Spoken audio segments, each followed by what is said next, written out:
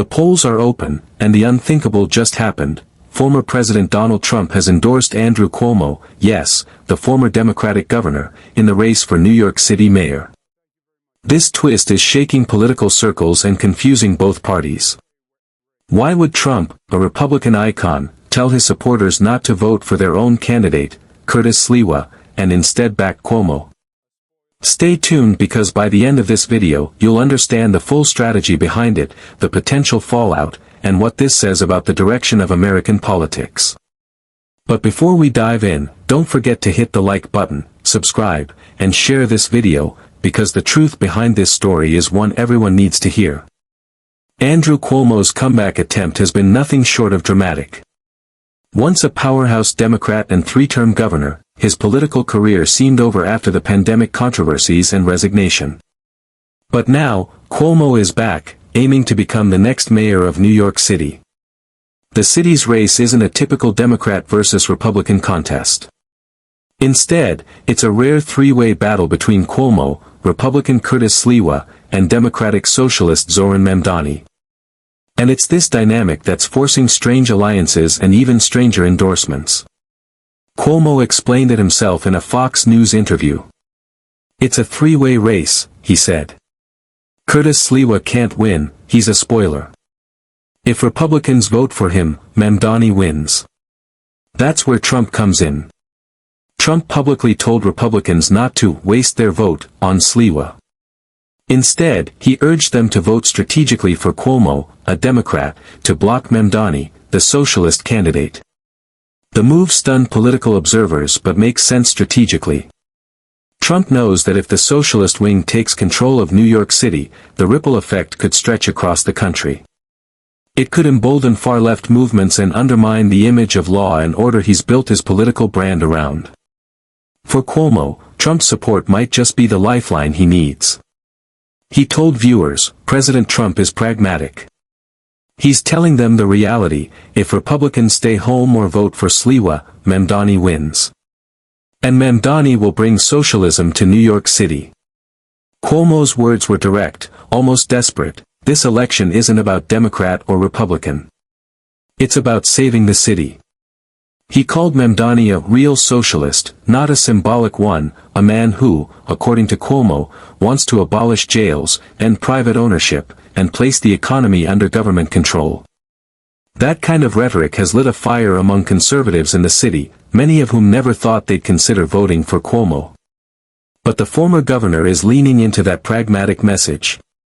He's framing the election as a choice between chaos and competence, between ideology and practicality. Put party aside, he said, and vote for the city. Still, Cuomo isn't walking into this race without his share of shadows. Fox host Lawrence Jones confronted him about his pandemic record, no cash bail laws, and especially the nursing home tragedy that defined much of his governorship. The question was blunt: would Cuomo apologize to the families who lost loved ones in those nursing homes? Cuomo didn't dodge. He said he's apologized many times and insists that New York followed federal guidelines. "We were first and worst," Cuomo said. "Nobody knew what we were dealing with. Of course, I'm sorry for every family that lost someone. It happened on my watch."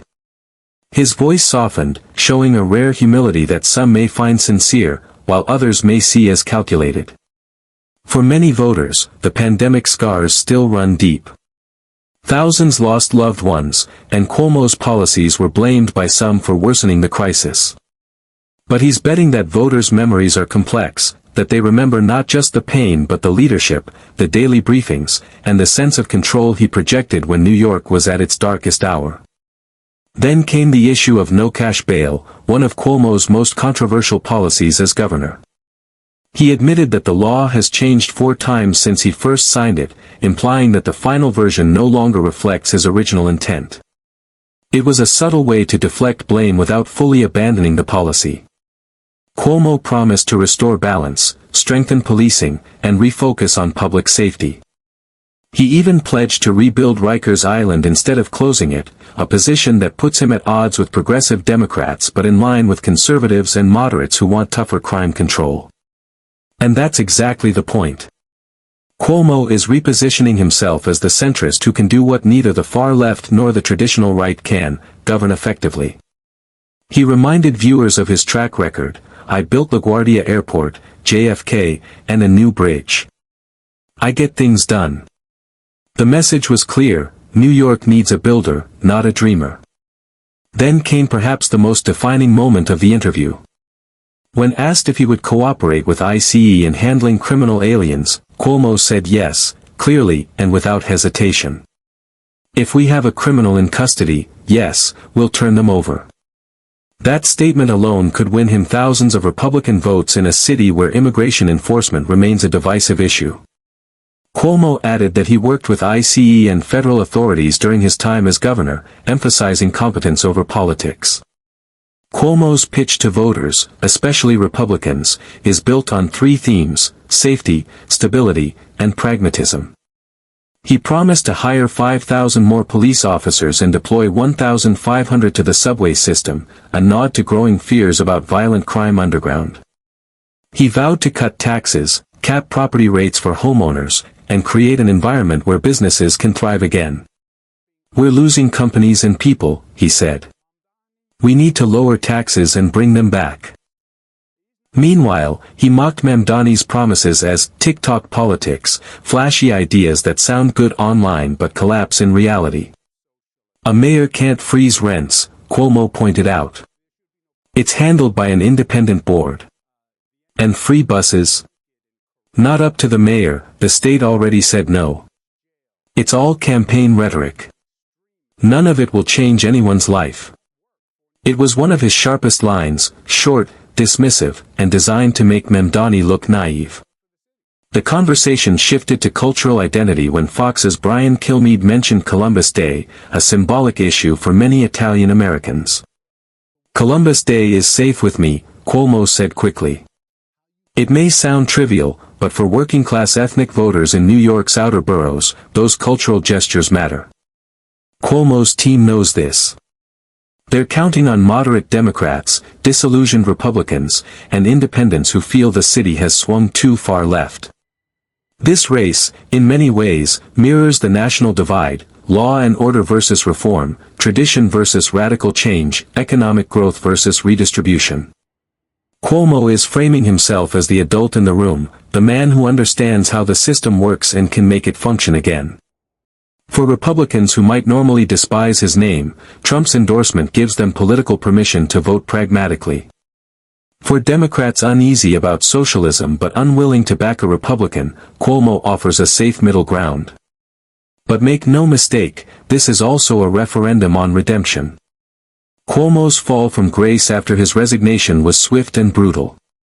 Now, he's trying to rewrite his legacy by returning as the man who saved New York from the brink. His tone throughout the interview was part defensive, part confident, as if to say, yes, I made mistakes, but I can still fix things. Whether voters buy that narrative will determine the outcome. Trump's endorsement complicates everything. To some, it's strategic genius, neutralizing the left by splitting their base and weakening the Republican vote just enough to stop socialism. To others, it's political chaos, a sign of Trump prioritizing ideology over loyalty. Either way, it proves one thing: this election isn't local anymore. It's national. It's about the future of America's largest city and what it represents. As Election Day unfolds, all eyes are on New York. The city that once symbolized progress and resilience is now at a crossroads. Will voters choose the pragmatism of Cuomo, the rebellion of Mamdani, or the loyalty of Curtis Sliwa? For now, Trump's gamble has added fuel to an already unpredictable fire. And that brings us to the final question: what does this mean for the rest of the country? If Cuomo wins with Trump's blessing, it sends a message that pragmatism can outweigh party loyalty, that even in a divided America, strange alliances can still shape outcomes.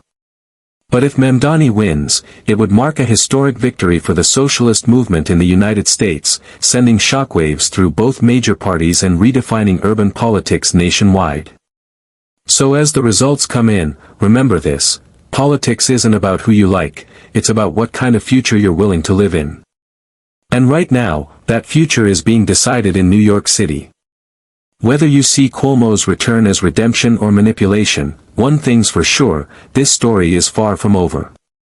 If you've watched all the way to the end, let me know in the comments, was Trump smart to back Cuomo, or did he just betray his own base? I want to hear your thoughts. If you found this breakdown helpful, don't forget to smash that like button, subscribe, and share this video with someone who follows US politics. Because whether you love or hate Cuomo, this election could shape how politics is played for years to come. Stay tuned, because tomorrow, we might just wake up to a completely different New York.